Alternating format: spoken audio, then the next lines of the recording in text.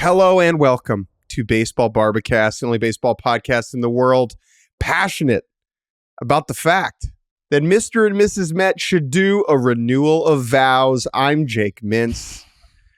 That's Jordan Shusterman. And as far as I can tell, there was never an official wedding between the Mets.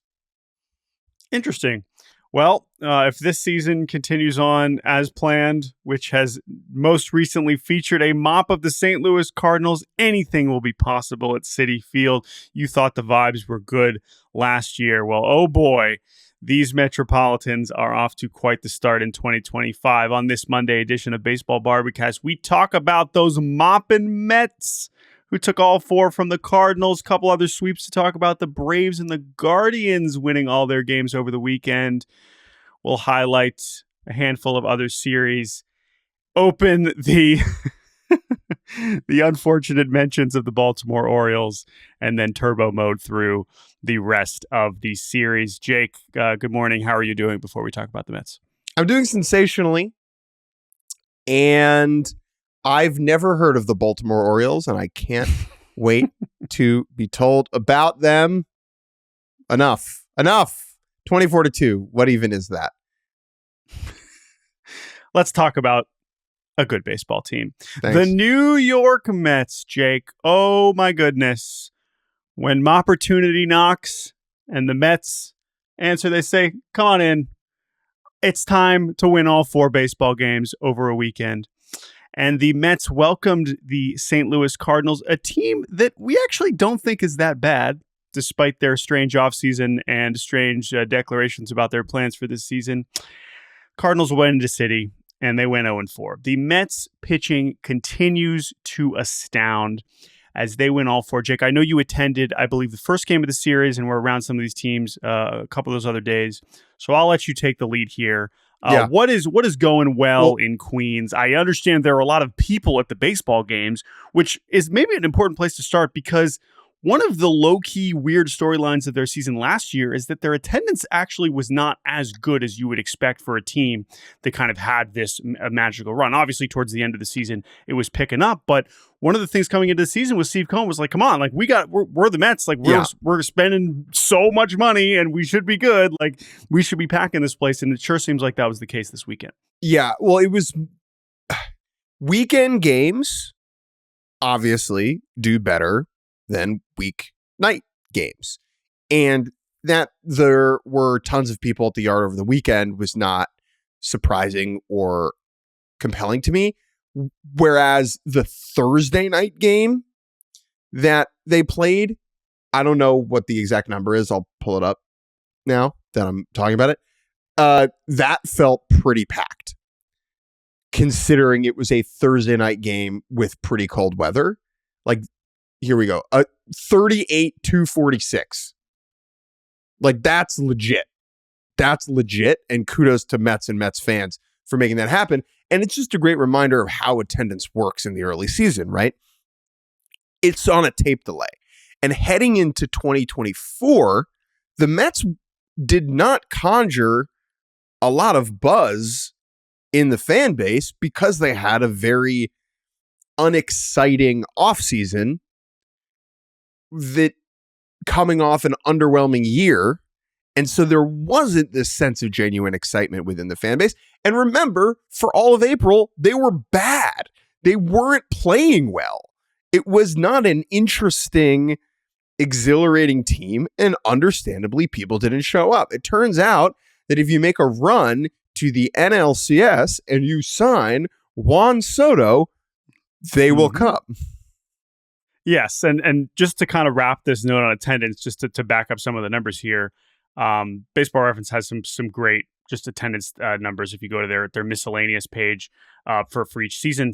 And the Mets last year, compared to 2023, had on average 3,000 fewer, paid attendance for that per season game compared to 2020, right? Per game, right? 3,000 per game on average, which was only the White Sox, Blue Jays, and Cardinals were lower in terms of decline compared to the season before. Now, if you look at the early season this year and you go per game, they're 14,000 above per game where they were at this time last year. So again, that's speaking to what you're saying, which is what they were thinking at the very beginning of last season, which is why I love this tool so much, is that it's based on the date, not just the whole season.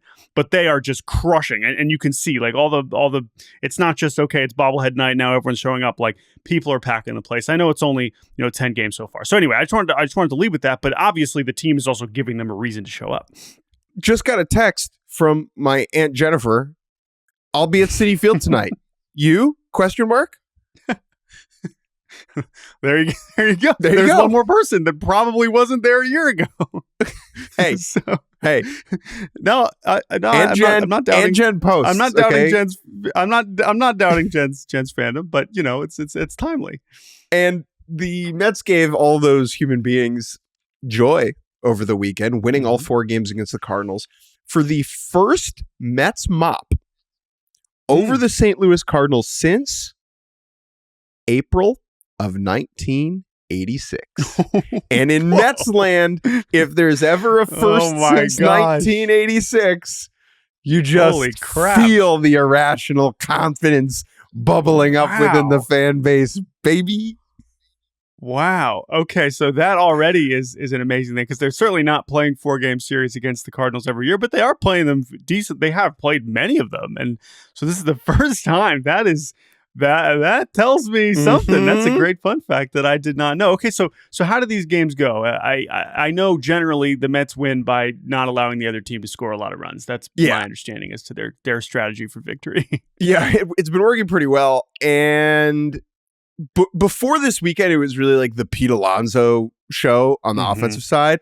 A couple of other players started getting hot over this past weekend, which is very notable. Juan Soto had a good weekend, 2 home runs from Mark Vientos.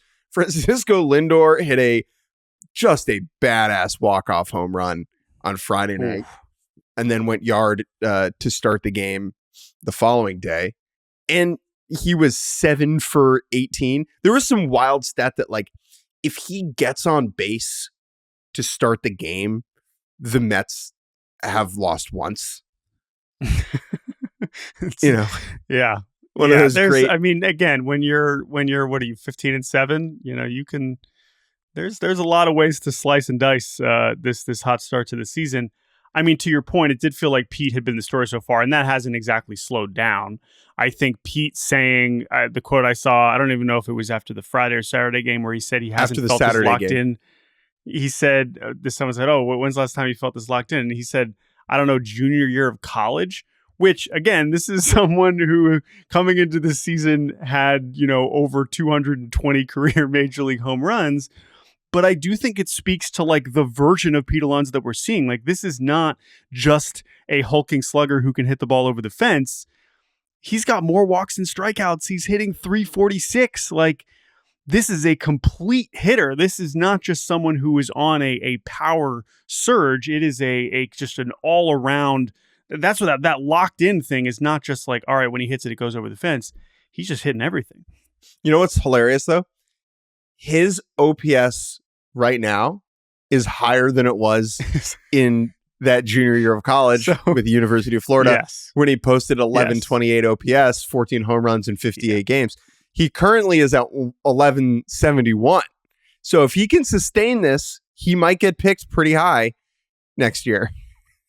Yeah, and it is important context for those who were not following college baseball at that point. I mean, Pete was obviously one of the best hitters in college baseball, but the baseball, like the offensive environment wasn't anywhere close to what it was. Dead now. ball era. Like if that Pete Alonso existed in today, I mean, the OPS would be 1,500 easily, because way more balls would be going over the fence.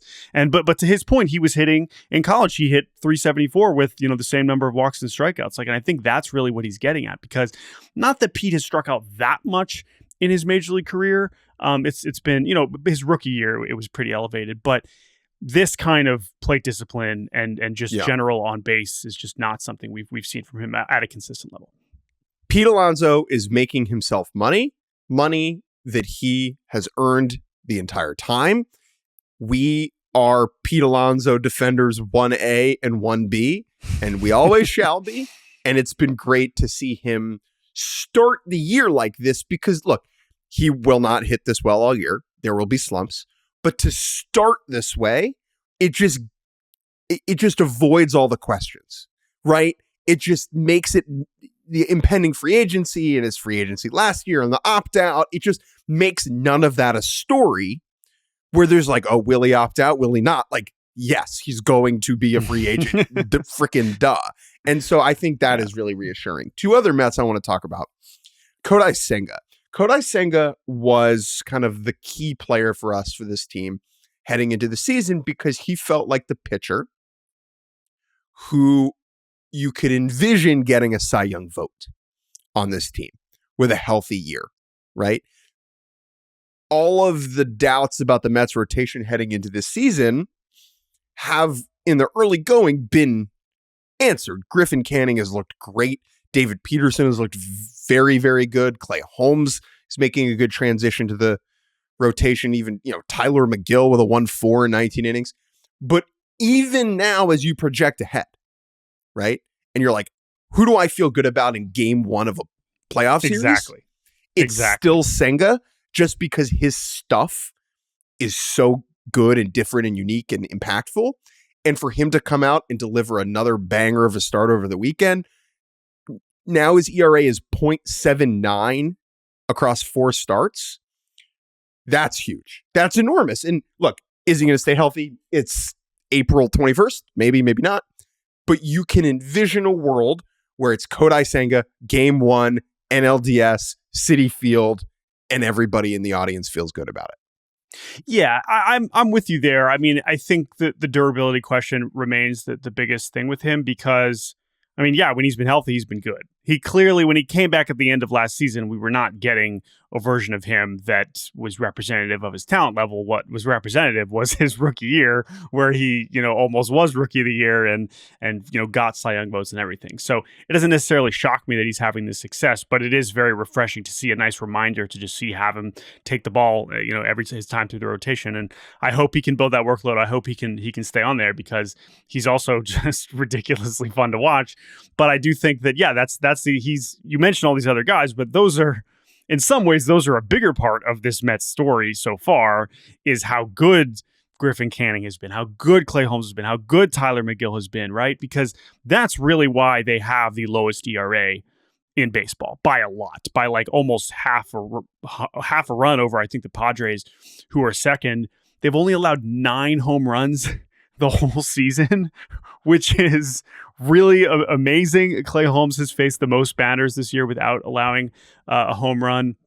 And that is just a remarkable strategy for run prevention success that I don't know. Is it specifically, have they tailored their guys? Is that something about their pitch mix? Is that something about just the opponents that they've made? We're still dealing with a kind of small sample, but when you consider how far ahead they are in some of these pitching metrics, it's pretty astonishing. Yeah. And so that is what has been really impressive to me. And as we wait for Montas and Minaya, I think that's what's also compelling is like, okay, we were obviously skeptical of the Montas signing, but we also said, okay, trust in the Mets. He immediately gets hurt, and we're like, okay, well, this is part of the risk with Montas. So, like, how did you not see this coming? At the same time, also part of me like excited for Montas to get back to find out what they're going to do with him because we're seeing what they're doing with all these other guys, and it makes me have more confidence that he is going to have success if and when, he comes back and is able to be a big part of this rotation moving forward. So again, it's still not great that those guys are out. Like that's not, I don't want to spin that as that good of a thing. Sure. But as we look forward and say like, okay, how good is this Mets team? Part of it too is, all right, I don't know if the pitching is going to be. Oh, yeah. I just want to interject on the home run thing. So the Mets have played, they've played 22 games, right? Yep. 1, 2, 3, 4, 5, 6 of those games have been against the Marlins offense. Mm-hmm. Yep. Okay. Not very good. Not a good offense. Yep. The Twins. Yeah. Not hitting. I mean, they lost that series to the Twins. I understand. But yes. Inexplicable. Yeah. And the Cardinals, who don't hit a lot of homers. So like you can envision how you got there, right? Sure. Just looking at that list. Sure. And the Blue Jays, who are second to last in homers, they started at home against Toronto. And so they've been playing teams that are low on the list. I also do think that there is something about, particularly with Holmes and Senga, everything's going down. All their pitches are Yeah. going, like the splitter is dropping for Senga, the ghost fork, whatever you want to call it. Holmes is sinker, baby, down, heavy ball, bowling ball. It's tough to lift that. And so I do think that plays a significant role. Yeah. And the last thing, just kind of bigger picture about how good this team is, we look forward to Minaya and Montas coming back, and presumably that will help. And we'll see if there's guys that are going to come up, whether it's a Sproat or Blade Tidwell or other guys that could help if someone else goes down. I mean, to me, this level of pitching is unsustainable, but I also think that there's a lot of upside with the offense. And I think that's kind of where you have to hope that it balances out and becomes a team that can compete for the division. Is all right, fine. Maybe their ERA won't be 2.2 for the whole season, but I also don't think they're going to be 20th in OPS for the whole season either. And so that's where I think you have to be mostly encouraged. I am curious if where you're at on the offense, because we talk about Pete and he's been the star. Lindor's been good. He certainly has had some moments, but it certainly hasn't been on the whole as productive as he was a year ago, obviously. And Soto, because of the context, is essentially going to be held to the highest possible standard, to where when he goes 0 for 8, everyone's freaking out. And then general, I'm sure he's still I don't know what his numbers are right now, but I'm sure his Couple things. Yeah. Here's where I'm at on Mets big picture, and then I'll zoom in on Soto. Big picture, the talent on the offensive side of the ball is so bankable that they're gonna hit. They're gonna hit. Lindor is gonna get hotter than where he is now. So is Soto. Starling Marte, I think there's a little bit more left there. I just believe I'm low on Vientos, but he's not this bad. Nimmo is not this bad. I think there are reasons to look at the group and think that it's worse than you might expect it to be after the top three, right? Of Lindor, Alonso, Soto. There is a steep drop off. And it makes you think like, duh, they were always going to bring Pete back. Yes. But I believe in this operation enough. I had someone tell me this weekend, like, the Mets pitching development at the big league level is the best in the game and is the real deal. And what they've done, like, it's not smoke and mirrors. This is a legitimate core competency that provides value and is why they've chosen to kind of spend and allocate their money the way that they have. And I think it was legitimate for all of us on this side to kind of doubt that after 1 year. And I understand it's only been 1 month, but just I believe in it. I just absolutely believe it's real. Yeah.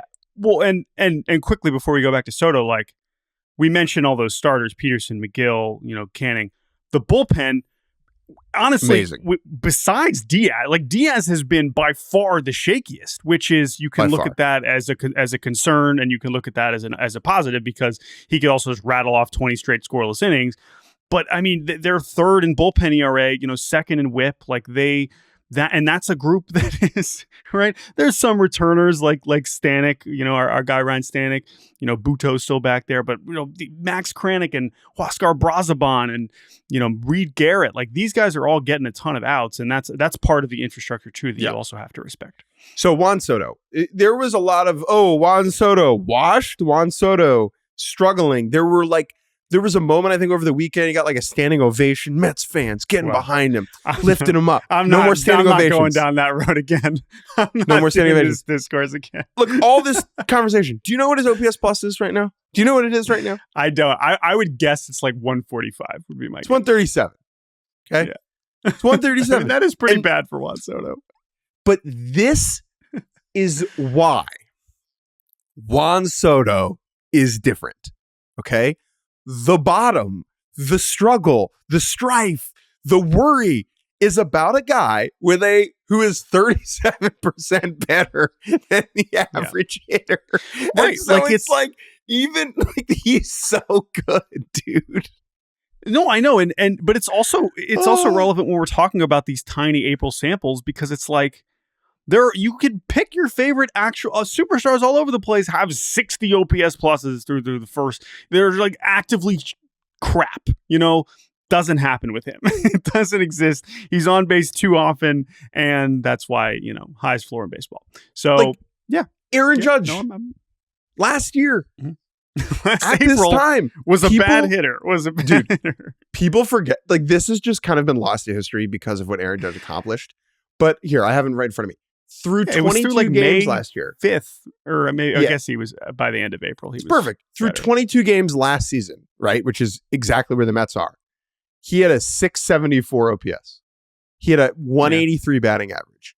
He had hit only 2 home runs. It's a long season. So yeah, Juan Soto, he'll be fine. He'll be just fine. I wouldn't be too concerned about him. Just quickly, and we'll take a break. Mets Phillies this week. It's got some real juice to it now. You know, I think even with the Braves sweep, these are the 2 best teams in the division. The Phillies are kind of like, I would describe it to the way that Jordan did middle school, where they're not trying really. No. And it's not crisp. And yet you're rolling into the exam and you're getting a B+. You know?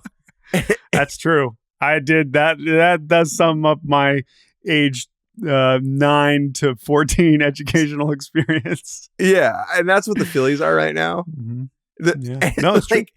And so I'm maybe that's why I picked them to win the World Series. You saw yourself in them. I'm just excited to see these 2 teams play. That series starts. That's a good one. That series starts tonight in Queens. 3-game set. We'll see. Anything else? This Mets, the NL East race is interesting. We will learn some more about this. We'll talk about the Braves here in a second. The Mets offense beyond those big 3 is going to be interesting, right? We'll get McNeil back. Francisco Alvarez will come back. I am still a little concerned that part of the lineup is going to end up holding them back to some degree, but they, I don't want to kill the vibes right now. They just mopped the Cardinals. Cardinals are fine. They're actually a decent team. They are exactly where I thought they would be. I think they're going to end up they're still going to trade a bunch of guys, I think, but they're not going to be that far out of it when they do it. That is my opinion on that. All right, let's take a break. And when we return, we'll talk about the 2 other sweeps before highlighting some other series. We'll be right back on Baseball Barbacast. And welcome back to Baseball Barbacast. When you beat a team 3 times in a row, that's called a sweep. How sweep it is. We had 2 over the weekend, and we will begin with the Braves over the Twins because everyone cares about what happened on the field in Atlanta this weekend. Just kidding. Let's get into the spice. So let's give credit to the Bravos for, this was a series between 2 teams that were super down bad to start the year. The Twins continued to plummet. The Braves' record is still quite poor, but they needed to win this series. And they did. They took all 3 games. They proved that they have more talent. They had some big moments. They had a big comeback on Friday night. You're feeling good there. Chris Sale was slightly better. He still kind of talked about how he thought he sucked, but they still managed to get a win. And if you're the Braves, you're just trying to feel slightly better about this miserable start to the season. However, the going through that it is bowl. Not what most people were talking about. Yeah, yes, this was the going through it bowl. But this was not. You would think, okay, Braves back on track. Twins season is over. No, let's talk about Jarred Kelenic and Ronald Acuña Jr. Some tweets. 2 players who have generally not made an impact this year, shall we say. As Jarred Kelenic, oh, my guy. It bums me out because I really thought that he was going to be something, as many people did. I wasn't alone. Anyway, Jarred Kelenic, of course, hitting 180 this season with 2 home runs. He thought he had a 3rd home run. He didn't. Over the weekend when he launched a ball to right field. And Jarred Kelenic, as we should note, uncharacteristically, kind of gives it a little bit of a look. Jarred Kelenic's like, oh, I got one. Oh, never mind. I got to run. I got to bust it to second base. Ooh, I get thrown out. Ooh, yikes. Got a blast. This happens to players a bunch of times a year. But Jarred Kelenic is like, oh, this guy. Come on. Jarred Kelenic always hustles. It's true. It is true. That is not something you would accuse Jarred Kelenic of ever doing.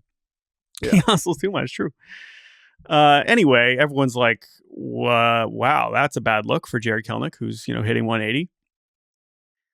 This feels familiar. Can you imagine if Ronald Acuña Jr. had done that? Well, guess what? Ronald Acuña Jr. apparently also had the same thought as he, I guess, was tweeting from home. I don't think he was, actually, I don't even know. Was he in the, no, he there's no way he's actually there. I was thinking, was he in the dugout when this happened? There's no way. I know that's not when he tweeted this. But anyway, Ronald Acuña Jr., who's still working his way back, rehabbing his ACL, tweeted at, I believe it was at Mark Bowman, the Braves beat writer, who tweeted out the kind of non-explanation from Brian Snitker, the manager, who was like, yeah, I don't know. I didn't see it. What was I supposed to get mad at him for? And Ronald Acuña Jr. tweeted, if it were me, they would have taken me out of the game, which is a funny thing to say when this has actually happened. There's no if. This is a when it's not situation. An if. He should have tweeted, it was me and they took me out of the game. This is an article from the same Mark Bowman from August 18th, 2019, with the headline, Acuña respects Snitker's decision to pull him. So at the time Acuña, played ball, it was the exact same thing.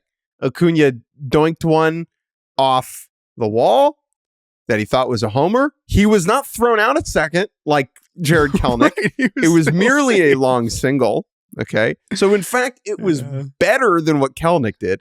And this is the Snitker quote from 2019. Quote, he didn't run. You've got to run. It's not going to be acceptable here. As a teammate, you're responsible for 24 other guys. That's how you know it was a long time ago, not 25 other guys. And that name on the front is a lot more impertinent than the name on the back of that jersey. Hashtag Herb Brooks. Who do you play for? You can't do that.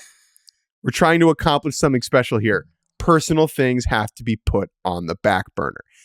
He was pulled from that game. Now, how did Snitker, after being asked about this, how did he play it? Right? And I did not love the way he played it. Snitker basically opted or claimed to go, I did not see nothing. He was like, what do you mean Jared Kelenic didn't hustle? It's Jared Kelenic.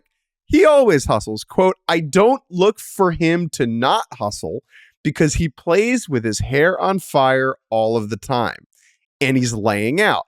I didn't know it until I saw it this morning.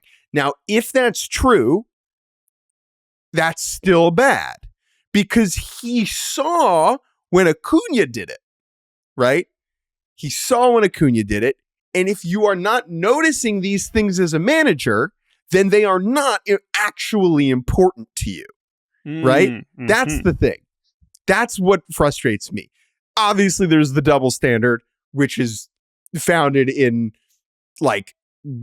Ronald is a Latin guy who is cool, and Jared Kelenic is your scrappy white guy out there doing his best. That is definitely a part of this.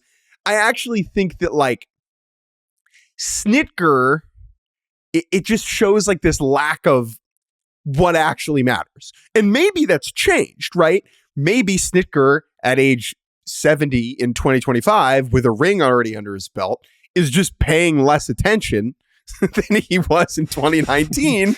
And I'm willing to believe that. Whatever it is, though, whatever mechanisms led to this double standard is bad, right? The outcome is so uneven, as Ronald Acuña Jr. correctly points out, that the outcome is bad. Now, Here's the thing. Is Ronald right ideologically? Yes. Shouldn't have tweeted it. And that's the thing, right? Is Ronald is, no one looks good here. Kelenic looks bad. Snitker looks bad. And I actually do think Acuña looks a little bit bad. He looks the least bad, but he still looks bad. And that's just because this is a legitimate gripe that he has. Very legitimate.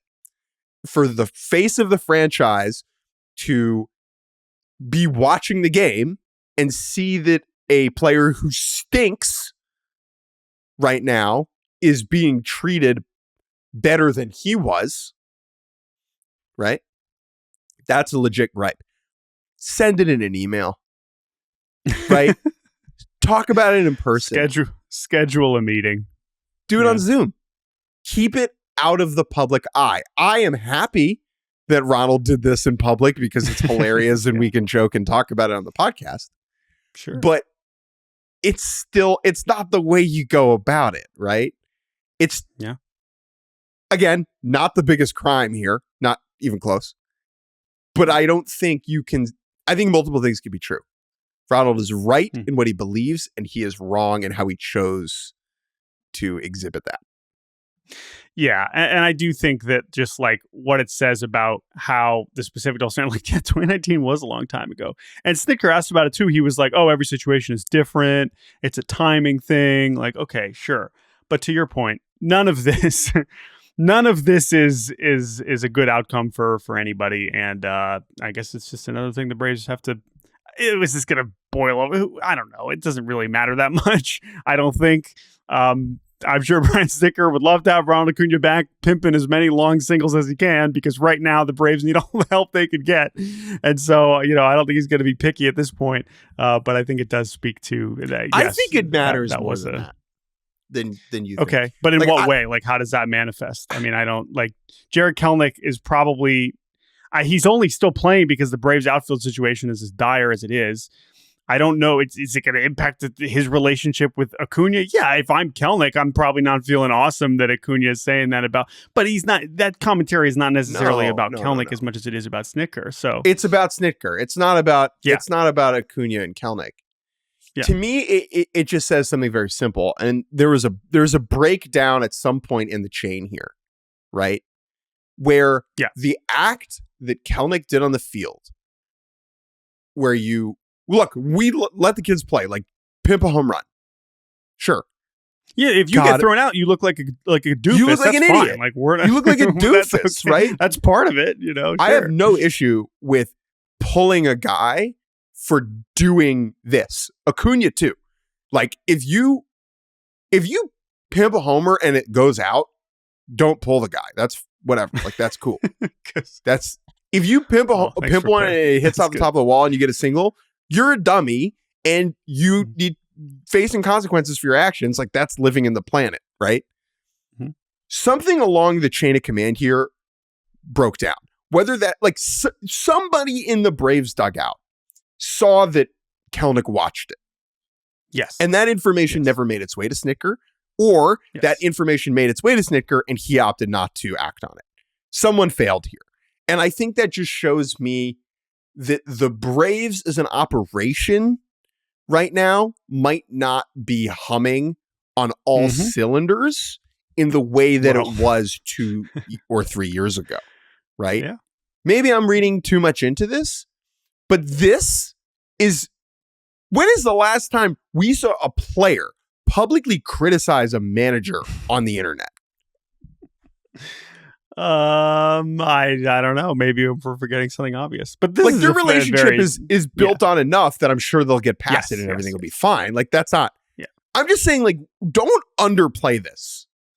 This is weird. No, I mean, of course, we just spent 10 minutes talking about it. I understand. I mean, we could have just made a passing reference and moved on, and we didn't. So I get it. The Braves, I mean, they're not having. They're 8-13. They're still in last place. They got the Cardinals coming to town, so that'll be a nice. All right, well, let's see if the Cardinals just got mopped by the Mets. So if they go in and kick the Braves' butt, well, that kind of tells you the difference between those teams. Then they go on the road for Arizona and Colorado. They're just trying to claw their way back into it. Obviously, as they get healthier, that will probably, maybe, hopefully happen. Drake Baldwin is awesome, by the way. Playoff team, Braves. We will see. I mean, the thing I'm thinking about the Braves is like when I'm thinking about my NL postseason picks and how I ended up picking the D-backs barely over the Mets. That was a tough decision, but it was also predicated on like, well, obviously the Braves are the top wildcard team, right? Like that was obvious. So if that is now not the case anymore, then I do feel better about the Mets and the Diamondbacks than the Braves. But it is still too early to totally bury Atlanta. As for Minnesota, they have a homestand starting this week against the White Sox and the Angels. If they can't win some of those games, I don't know, man. They are. And speaking of attendance, let's just mention that Twins attendance is down at like record lows. And I would imagine that will continue this week, regardless of the outcomes. but that is a franchise that is not trending in the right direction, and we will keep an eye on that one. One more sweep to talk about. The Cleveland Guardians, who almost didn't. Emmanuel Clase was like, oh, hold on. I got to give up some more runs, and we got to make this game a little bit more harder to win than it needs to be. But the Guardians, they do take care of business against the Pirates. We already said we're not talking about the Pirates. We're not allowed to talk about them. I guess we're going to have to here for a second. Guardians sweep the Pirates in Pittsburgh. Yes, Clase allows more runs on Sunday, which forces them to go to extras. Clase has now allowed 9 earned runs this year. He allowed 5 all of last regular season.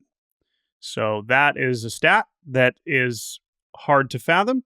But they do get the job done. Ben Lively inexplicably outdueling Paul Skeens on Saturday, which I think truly might be, from a stuff standpoint, the two ends of the spectrum. Yeah, you could throw in Kyle Hendricks or some of the other soft tossers, but Ben Lively, bless his heart, he is a funny, funny dude. One of my favorite people to talk to in the Guardians clubhouse. He's just up there kind of gritting through it. And Paul Skeens is out there throwing 100. And Ben Lively goes 5 scoreless, because that's the state of the Pirates offense. And all the people that showed up for Paul Skeens bobblehead day, they get the bobblehead, but they get another Pirates loss. Paul Skeens has the second hardest average fastball velocity amongst starters at 98, behind Hunter Green, who's averaging 99.3, which is preposterous. Yeah. On the other end of things, Ben Lively has the 6th slowest average fastball at 89.6. He is behind Marcus Stroman, Tyler Anderson, Martin Perez, lefty, Trevor Williams, and Kyle Hendricks. Oh, boy. And Kyle Hendricks. Okay. So, yeah, among righties, he's right there at the bottom. Anyway, that really sums up the Pirates right there, is Ben Lively beating Paul Skeens. I mean, Skeens was still good. He gives up his first home run in 11 starts. Kyle Manzardo takes him to the river. And, Spud. I mean, What did we agree to call Manzardo? Did we settle on something? It was like the Rock Basher. It was I'm already forgetting. What was it? It was such a good nickname. Okay, we'll have to see. We clearly, it was so good that we remembered it. Anyway, Kyle Manzardo hits another home run on Sunday. Guardians looking pretty solid, but Rockhound. The Rock Hound. Yes. The Rockhound. The Rockhound Pirates Skeens deep is clearly what they said. Don't say anything about the Pirates. You are not allowed. Okay, let's take a quick break. Okay. And when we get back, we'll fly through the rest of the action. And welcome back to Baseball Barbacast. Those are all of our sweeps. Let's go around the league.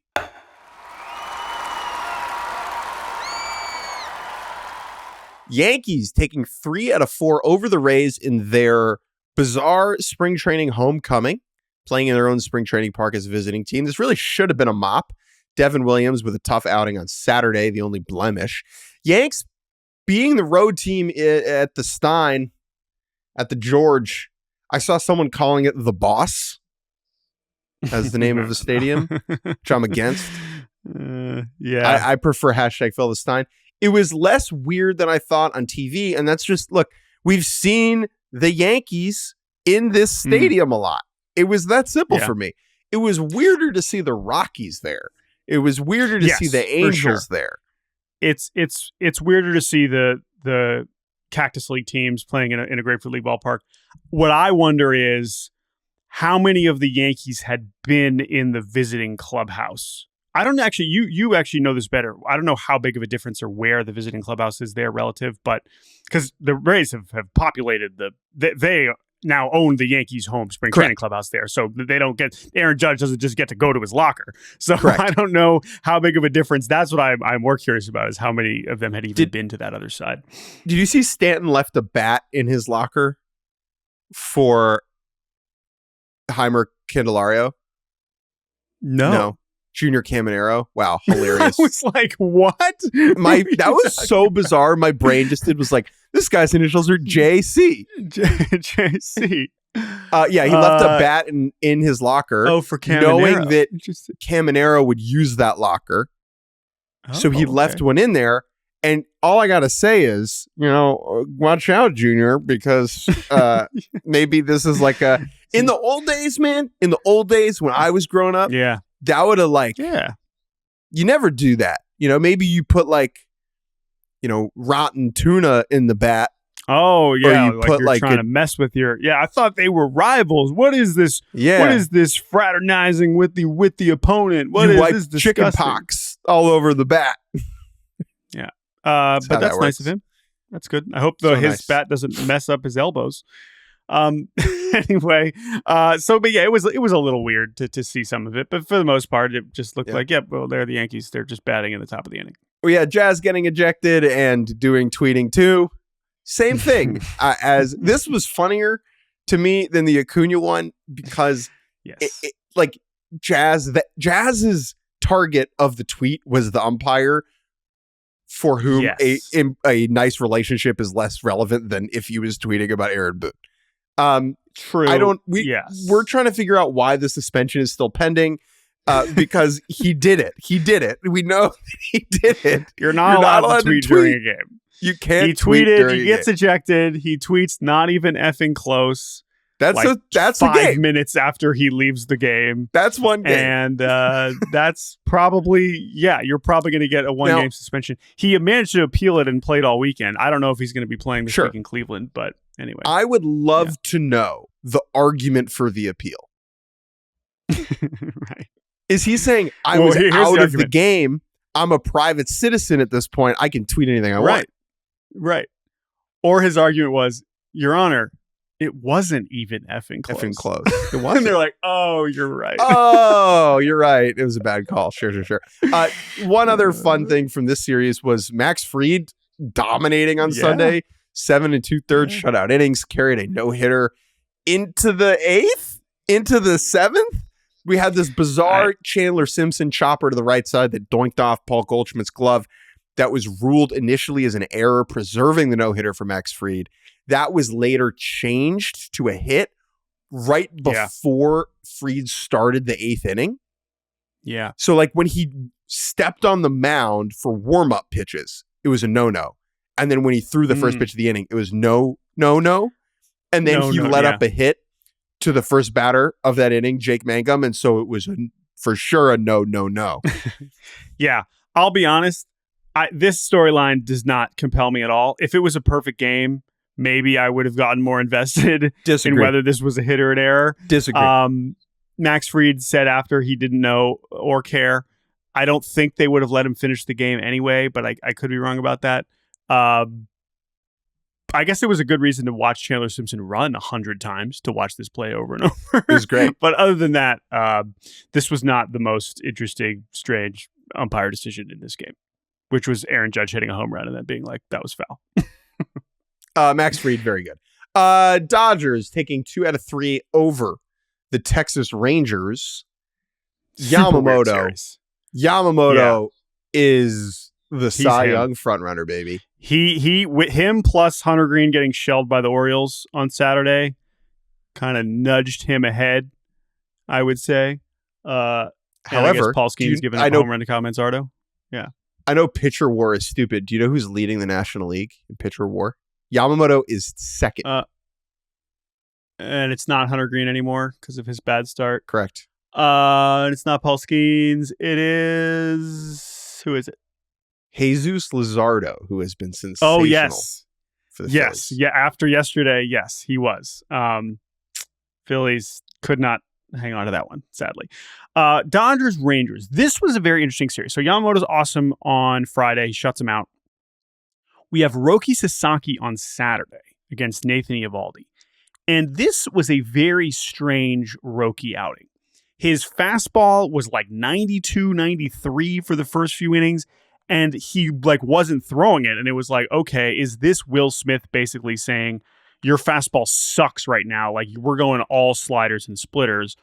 Or was this a conscious game plan coming into the game where he's just going to be throwing more sliders and splitters anyway? By the end of the game, he was up closer to 95, 96.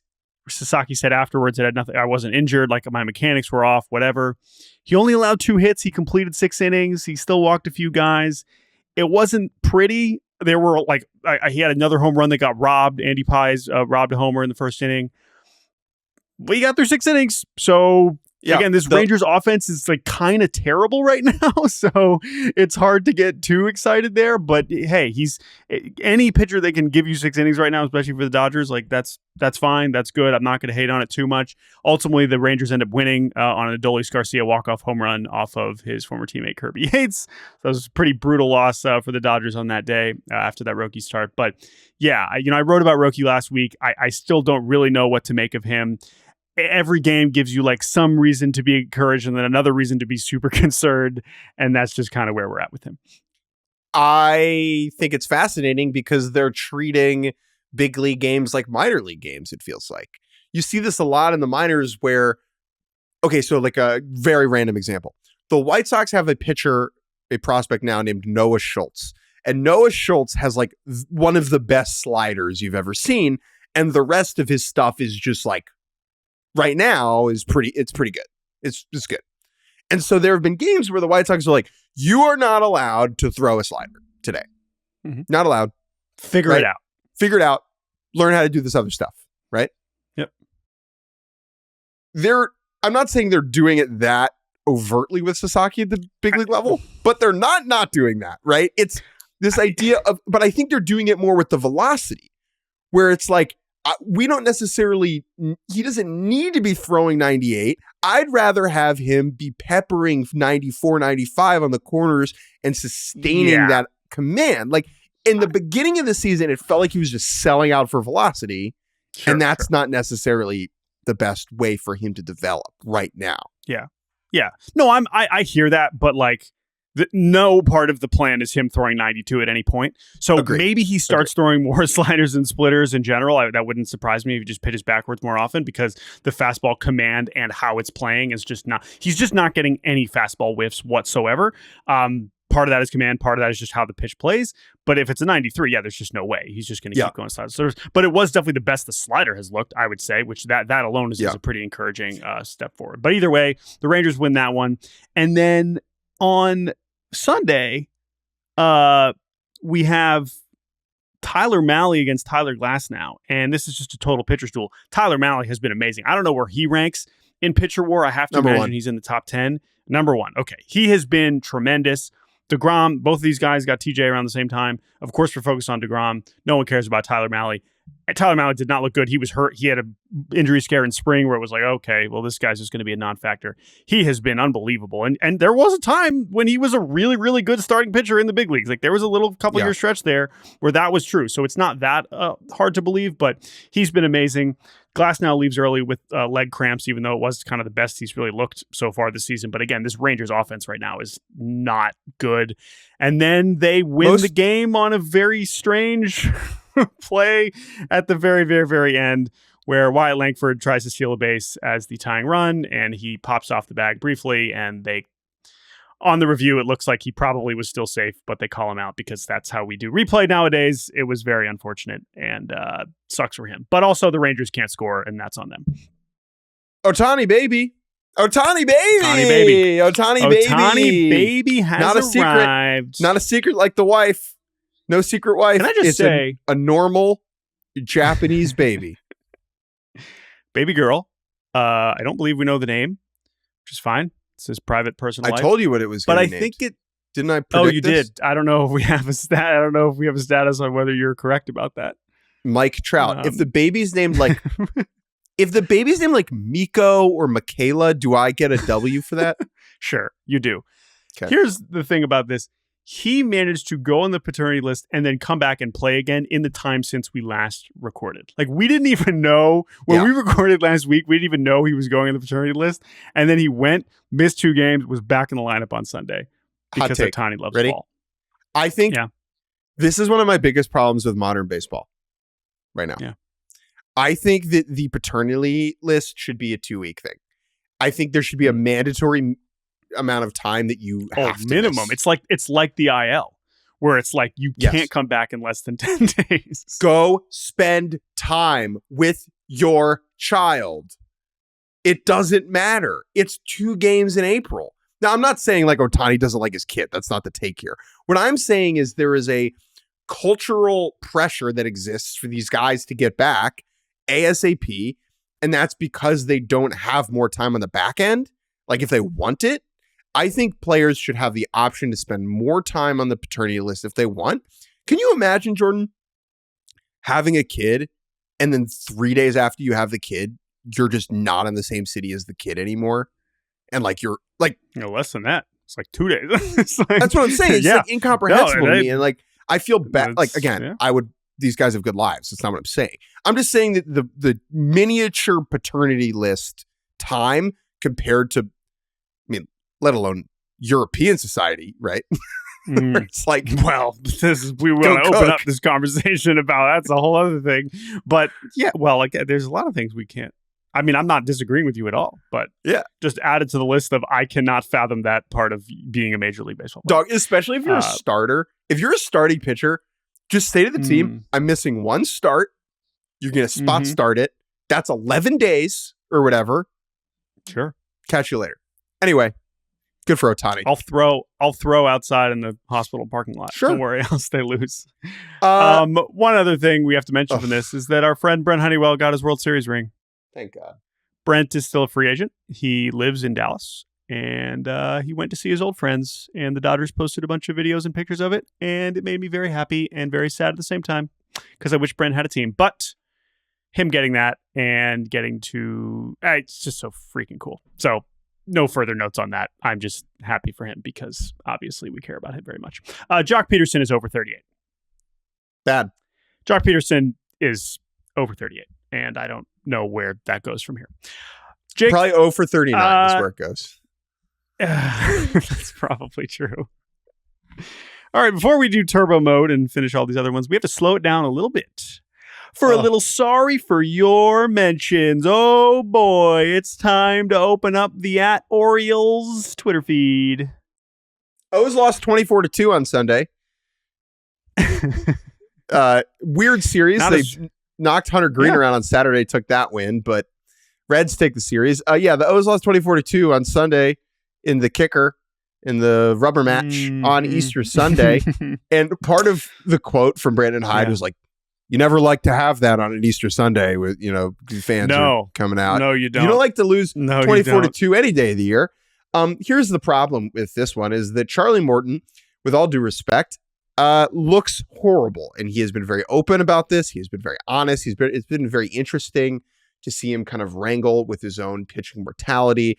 I feel bad for the man. It's been an amazing career. He has a 10.89 ERA in 5 games started. If the Orioles had any semblance of legitimate pitching depth, they would phantom IL Charlie Morton. They would send him to Sarasota, and they would give him 3 weeks to just figure it the hell out. That's not going to happen because he might be better than the next option. And that just speaks to the Orioles pitching depth. But, wait, reinforcements are on the way in the form of Kyle Gibson. I'm sure that'll fix everything in one fell swoop. I just feel so bad for Charlie Morton, but it might be time. Yeah, I mean, I like you said, I mean, he's 0-5. They've lost. He's been like, he said after this game, like, I feel like I can figure it out, but how long am I going to negatively impact the team before I figure it out? And that's kind of what we're all wondering. It sucks when he keeps coming back because he keeps feeling like he has something to give. Is the stuff that different than it's been the last couple of years? No. But obviously the strike throwing has been terrible, and that has put him in situations where he is getting absolutely obliterated, and it is an absolute bummer. However, he is not the only Orioles pitcher that is not necessarily showing up, and he is just the most extreme example because they signed him specifically to fix this, whereas Cade Povich is just a young pitcher, trying to figure out the major leagues. Those are two very different situations. Anyway, there's a million things we could say about this 24-2 outrageous box score. Ellie had an amazing game. Austin Wynns had 6 hits. Jorge Mateo and Gary Sanchez had to pitch. But we're just going to combine all of them into the Orioles replies. As the Orioles tweet out, final, Reds 24, Orioles 2. This got 57,000 likes, 2,000 bookmarks, which is interesting.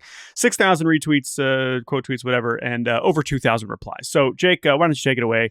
Sure. Sorry to the Orioles social media managers, but this is truly, we have some real gems here in the reply. So go ahead. Kyle says, hey, you'll get him next time. Oh, that's nice. I hope so. Dick Moonford Sure, they might. Says, damn, saw the score and thought this was the Rockies for a second. Yeah, that is the worst thing you can say about a baseball team. Average Aiden says, I took y'all at plus 16.5 in baseball and still lost. I hate you. I like this one. This is from OMG Mets 2024. Nobody scores 25 on the Baltimore Orioles. There was the funny thing about this game. So it was 24-1. And Adley Rutschman went deep with a solo shot. Chris Paul trims the lead to 46 with a 3. And then there's a lot of people making references being like, surely this is the worst loss in franchise history. Oh, wait. And a lot of Bengals-Ravens stuff that I frankly did not understand. This is a football game. For those unfamiliar, the Orioles once lost 30-3. So This is not their worst ever loss. Thank you for the red. Thank you. And this is a tough one. This is a really, really tough one. And then a lot of people saying to bring back Buck Showalter. I don't think that this loss was on Brandon Hyde. Yeah, I'm going to say this one does not feel like this was a Brandon Hyde. People are like, I can't believe that they brought in Jorge Mateo to pitch Brandon Hyde. Yeah. It's like, yeah. I'm also always interested in the replies that are just like fire everybody. Like that's how we're going to make the playoffs. It's like fire and trade everybody. Like that's our path back to the postseason. It's like, probably not. It's probably not the short-term fix, but anyway. Like the people beneath the people failing are worse probably than the people failing from a player perspective, right? It's like, fire Ryan Mountcastle. It's like, well, he's better than Kobe Mayo, probably. Like, what do you want? It's not like it's fire Ryan Mountcastle and like Pete Alonso gets to show up and be first base. Right. Allow me to say one nice thing about the Orioles, and then we will go to turbo mode. Sure. Cedric Mullins, man. Banging, dude. Holy crap. And I just think he's a very interesting character for this team. Yeah. As a pending free agent who is along with Ryan Mountcastle, the longest tenured member of the organization, drafted, I think, in 2015. I'm very curious whether it means he just plays it out with Orioles and is awesome and is an all-star again, and then he makes a bunch of money this winter somewhere else. That's possible. Whether the Orioles are just actively terrible and like they trade him, I guess is a possibility too. I guess that's on the table. If he's like, I want to be an Oriole, and they're like, we don't extend people, sorry. Like that's also interesting. Kind of him being this already. Good is right, exactly. So that's maybe already happening. So Mullins, though, he looks great, and we love Cedric Mullins. So happy for him. Jordan's amazing. Jordan's like, I want to say one nice thing about the Orioles. That really good player that's playing well for the Orioles, his time is coming to an end, and maybe he won't be on the Orioles anymore. Thanks, man. Appreciate it. No, you're good. I don't want you're that good. to be true. No, you're good. Just shut up. Okay, just shut up. That to be true. He's slugging .627. Hey, Cedric Mullins. Holy crap! All right. Let's do it. Let's fly through the rest.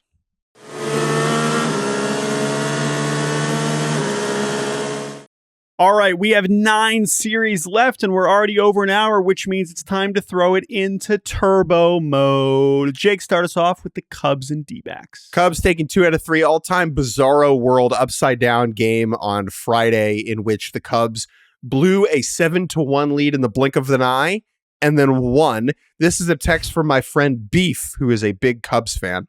This is after they won. That's the real downside of a Friday matinee at Wrigley. The only ball game on, so all fans that want to watch can tune in and see the embarrassing Cubs bullpen absolutely crap the bed. They're going to have to score 10 runs every game to have a shot. It's a long season. I don't think I can get too wrapped up in one game, but holy crap, give me a break. Good news. They might score 10 runs a game.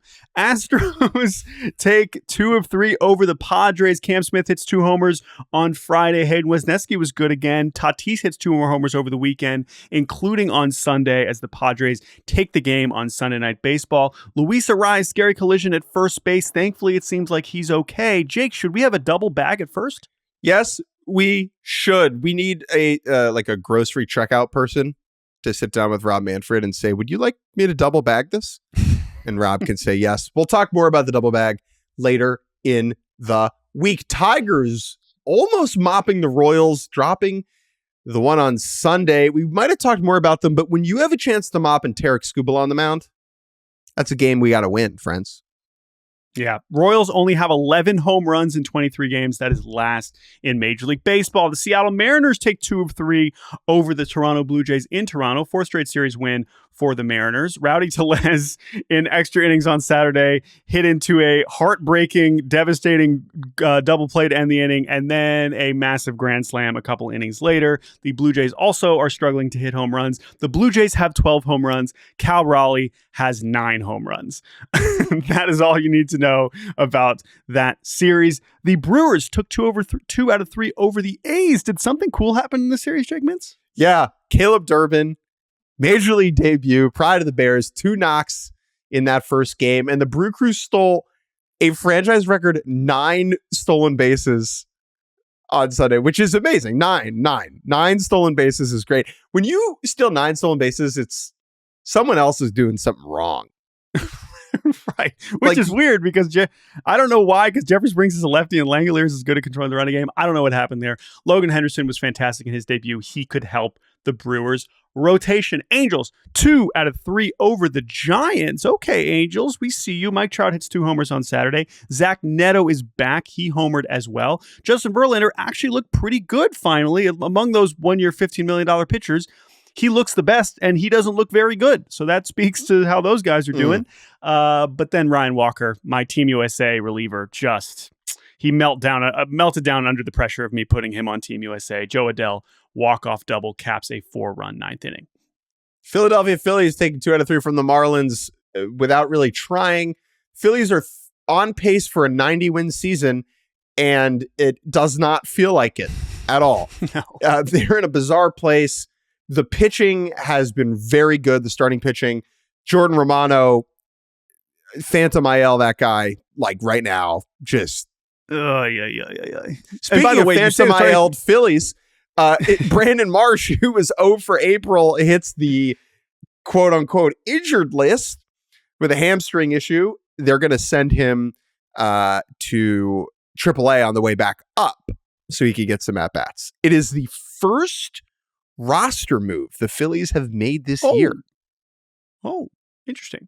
But yeah, that was just one of the worst series victories we've ever seen. The Fightin' Fish keep on fighting. The Nationals take 2 out of 3 over the Rockies. Snowed out on Friday, which meant that they had a doubleheader on Sunday. The 12-11 game on Saturday was an absolute abomination for everybody involved. Kyle Finnegan, though, continues to do his job. He is perfect. 8 for 8 in save opportunities. And did you see this, Jake Mintz? Yes. This is one of the weirder things I have ever seen. This put this up there with Chris Davis hitting 247 however many years in a row. Kyle Finnegan now for his career has pitched 300 innings in 300 games with 300 strikeouts exactly. That is some spooky stuff. The Rockies have lost all 7 series this year. One final series, the White Sox and the Red Sox. The Sox versus the Sox. Whoa. Kyle Finnegan moves into second all-time on the Nats all-time saves list, passing Drew Storen with his 96th career save. That's wild, dude. Drew Storen in the rear view. That's pretty good. Shout out Drew Storen. Shame on you for slowing me down for that fun fact. The 300 was good enough. Final series, White Sox, Red Sox. This is a 4-game series because they're playing again right now as we speak, or at least they're about to play for their normal 11 a.m. Patriots Day Marathon Monday game. Red Sox take the first two. White Sox win on Sunday as the Red Sox bullpen does not look very good. Why the Red Sox are struggling to beat the White Sox, I don't know, but that is their problem to solve, and we will see if the Red Sox can take the series on Monday, but they won't be mopping. It could have been a mopping Monday, not just the Marathon Monday, but no, they couldn't get it done. Those were the series over the weekend. That was a lot of baseball. That was fun. For sure. I'm only 96 saves behind. That's it. We did it. Thank you to Colin Brennan and TJ Brassel for producing this episode of Baseball Barbacast. We will be back on Wednesday. I will be seeing the Guardians take on the Yankees over the next couple of days. Looking forward to seeing that. But until Wednesday, thank you all for listening. BaseballBarbacast@gmail.com is the email. Keep sending those emails, and we appreciate it. Jake Mintz, final words. Baseball. That's right.